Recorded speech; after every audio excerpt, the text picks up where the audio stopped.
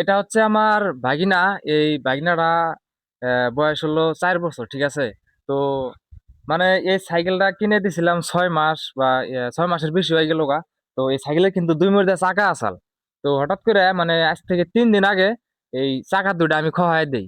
খোয়াই দিয়ে বলি আমার ভাগিনাটারে বলি যে মানে চাকা তো চাকা দিয়ে তো সাইকেল চালাইছাও, এখন চাকা ছাড়া চালাও। কয় আমি তো চালার না পড়ে যাবো, ঠিক আছে। তো ওরা আমি 3 দিনের একটা দিছিলাম, চ্যালেঞ্জ দিছিলাম, আর আমি হাতে থেকে শিখাইছিও।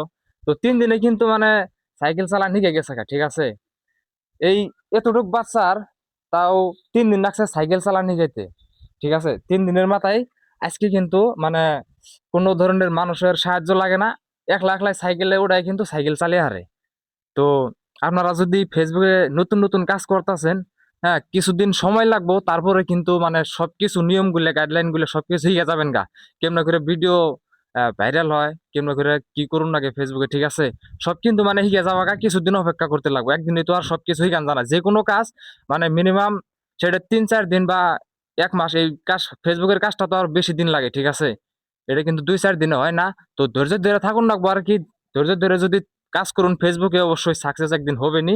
তো সবাই ভালো থাকেন, সুস্থ থাকেন। আসসালামু আলাইকুম।